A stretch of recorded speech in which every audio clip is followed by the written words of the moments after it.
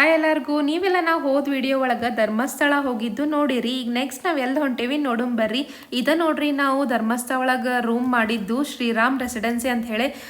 ಚಲೋ ಹಂಗೆ ಭಾರಿ ಅಂತೇನಿಲ್ಲ, ಒನ್ ನೈಟಿಗೆ ಮಲ್ಕೊಳಕ್ಕೆ ನಮಗೆ ಸಫಿಷಿಯಂಟ್ ಇತ್ತು. ನೀವು ನೋಡ್ಬೋದು, ಒಂದು ಟಿ ವಿ ಐತಿ, ಕಬರ್ಡ್, ನಾರ್ಮಲ್ ಬೇಸಿಕ್ ಏನೇನು ಇರ್ತೈತಲ್ಲ ಅಷ್ಟು ಐತಿ.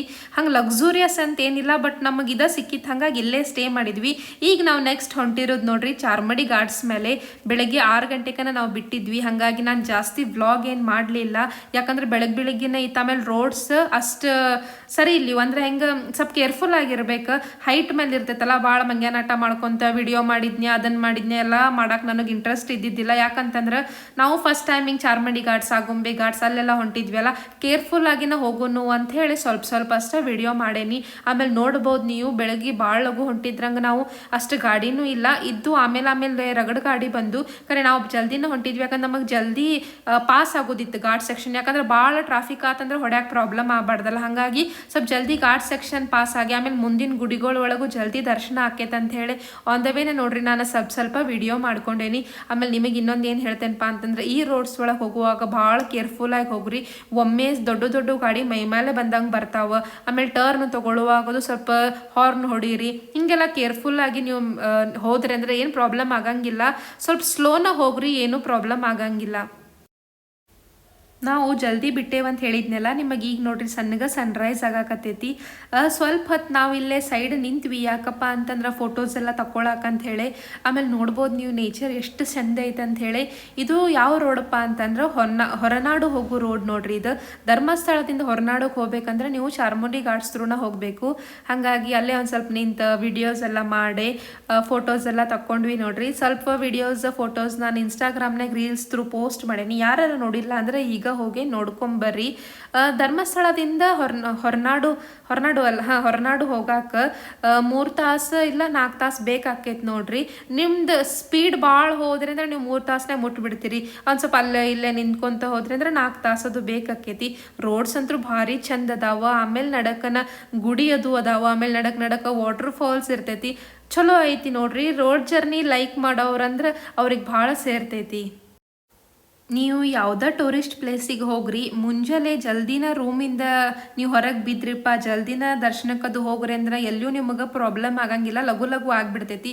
ಹೆಂಗೆ ನೀವು ಲೇಟ್ ಮಾಡ್ತಿರಲ್ಲ ಹಂಗಂಗೆ ನಿಮಗೆ ದರ್ಶನ ಎಲ್ಲ ಲೇಟ್ ಆಗಿಬಿಡ್ತೈತಿ. ಹೋದಲ್ಲೆಲ್ಲ ಸ್ವಲ್ಪ ನಾವು ಫಾಸ್ಟ್ ಇರ್ಬೇಕು, ಜಲ್ದಿ ರೆಡಿ ಆಗ್ಬೇಕು, ಲಘು ಹೇಳ್ಬೇಕು. ಯಾಕಂದ್ರೆ ನಾವು ಮನ್ಯಾಗ ಮಲ್ಕೊಳ್ಳೋದು ಹೇಳೋದು ಇದೆಲ್ಲ ಇರತ್ತೈತೆ. ಬಟ್ ಹೋದಲ್ಲಿ ಬಂದಲ್ಲೇ ಸ್ವಲ್ಪ ನಾವು ಫಾಸ್ಟ್ ಇದ್ವಿ ಅಂದ್ರೆ ದರ್ಶನ ಎಲ್ಲ ಚಲೋ ಆಕೈತಿ. ಹಿಂಗೆ ಮಾಡ್ಕೊತ ನಾವು ಹೊರನಾಡು ಮುಟ್ಟೆ ಬಿಟ್ವಿ ನೋಡ್ರಿ. ಸೊ ಇನ್ನೇನು ಮುಟ್ಟೆ ಬಿಟ್ವಿ ಅನ್ನಕ್ಕೆ ಇನ್ನೂ ಜರ್ನಿ ಐತಿ. ಸ್ವಲ್ಪ ನಿಯರ್ ಬಂದ್ವಿ ನಾವೀಗ. ಟೆಂಪಲ್ಗೆ ಹೋಗಿ ದರ್ಶನ ಎಲ್ಲ ಮಾಡ್ಕೋಬೇಕು. But on the way 48 kilometres ಇತ್ತು ಇನ್ನು ನಮಗೆ ಹೊರನಾಡು. ಆನ್ ದ ವೇ ಏನು ಅನ್ನಿಸ್ತು, ಒಟ್ಟ ಚಾನೂ ಇಲ್ಲ, ಕಾಫಿನೂ ಇಲ್ಲ, ನಿಂದ್ರು ಒಂದು ಸ್ವಲ್ಪ ಅಂಥೇಳಿ ಇಲ್ಲೇ ಒಂದು ಸ್ವಲ್ಪ ಕಾಫಿ ಕುಡಿಬೇಕಂತ ನಿಂತೇವಿ. ಇವ್ರಂತರೂ ಅಂಗಡಿಯವ್ರು ಭಾಳ ಚಲೋ ಇದ್ರು. ಹೋಗಿ ಮನೆಯೆಲ್ಲ ನೋಡ್ಕೊಂಬರ್ರಿ ಅಂತ ಹೇಳಿ ತೋರಿಸಿದ್ರು. ನಮಗೆ ಧರ್ಮಸ್ಥಳದಿಂದ ನೋಡ್ರಿ 3 ತಾಸು ಜರ್ನಿ ಮಾಡ್ಕೊಂಡು ಹೊರನಾಡು ಬಂದು ಮುಟ್ಟಿದ್ವಿ 9:30ಗೆ. ಗುಡಿ ಕಡೆ ಗಾಡಿ ಅಂತೂ ಅದಾವ, ರಶ್ ಅಂತೂ ಐತೆ. ಬಟ್ ದರ್ಶನ ಲಘು ಆಗ್ಬೋದು ಅನ್ಕೋತೀನಿ, ಯಾಕಂದ್ರೆ ಮೂವಿಂಗ್ ಇರ್ತೈತಂದ್ರೆ. ಆಮೇಲೆ ರೂಮ್ಸ್ನು ಚಲೋ ಅದಾವ ಇಲ್ಲೇ. ಈಗ ಬಂದ್ವಿ. ಥಂಡಿನೂ ಅನ್ಸತ್ತೈತಿ, ಬಿಸಿಲೂ ಐತಿ, ಥಂಡಿ ಕಡಿಮೆ ಐತಿ. ಕ್ಲೈಮೇಟ್ ಚಲೋ ಐತಿ. ರೂಮ್ಸ್ ಅದು ಚಲೋ ಅದಾವ ಇಲ್ಲೇ. ಹೋಗಿ ದರ್ಶನ ಮಾಡ್ಕೊಂಡು ಇದಾದ್ಮೇಲೆ ಶೃಂಗೇರಿ ನಮ್ಮ ಪ್ಲಾನ್.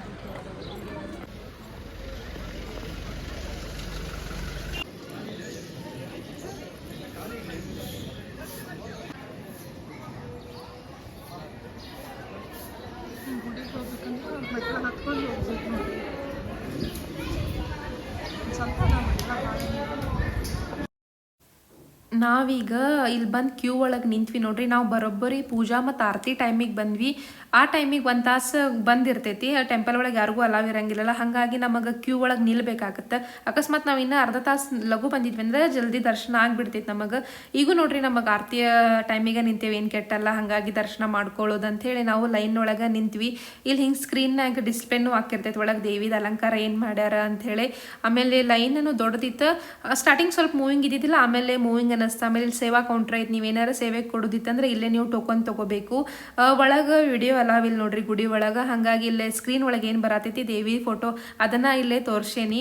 ಈಗ ನಮಗೂ ಲೈನ್ ಮೂವ್ ಆಗಿ ನಾವು ಒಳಗೆ ದರ್ಶನಕ್ಕೆ ಹೊಂಟೇವೆ ನೋಡ್ರಿ. ದರ್ಶನ ಅಂತೂ ಭಾಳ ಮಸ್ತ್ ಆತು. ಹೊರನಾಡ ದರ್ಶನ ಮಾಡ್ಕೊಂಡ್ ಬಂದ್ವಿ. ಅದಾದ್ಮೇಲೆ ಅಲ್ಲೇ ಬ್ರೇಕ್ಫಾಸ್ಟನ್ನು ಮಾಡಿದ್ವಿ.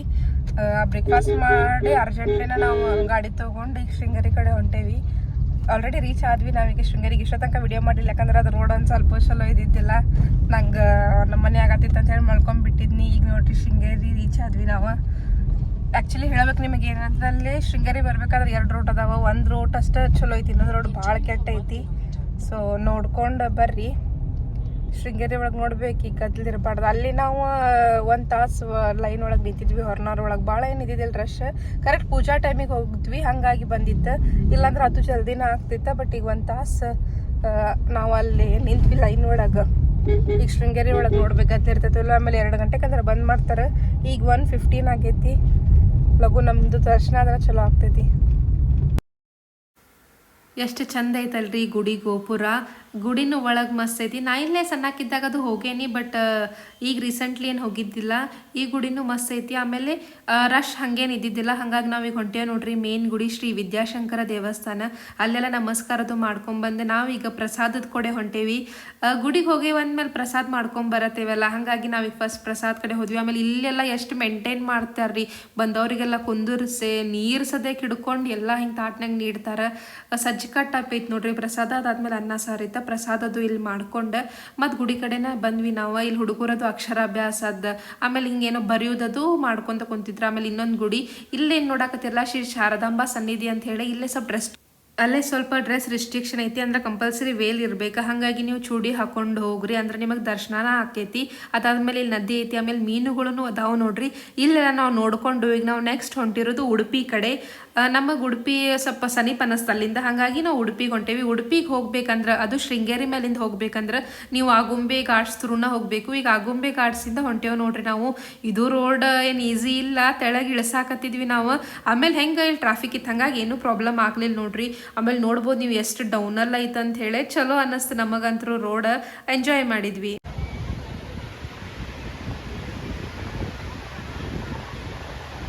ನಾವು ಎಲ್ಲಿ ಬಂದೇವಿ ಈಗ? ಉಡುಪಿ. ಸೊ ಉಡುಪಿ ಒಳಗೆ ಫೇಮಸ್ ಇರೋದು ಕೃಷ್ಣ ಮಠ ಮತ್ತು ಮಲ್ಪೆ ಬೀಚ್. ನಮಗೆ ಗುಡಿಗೆ ಹೋಗಕ್ಕೆ ಇನ್ನೂ ಟೈಮಿಂಗ್ಸ್ ಇತ್ತು.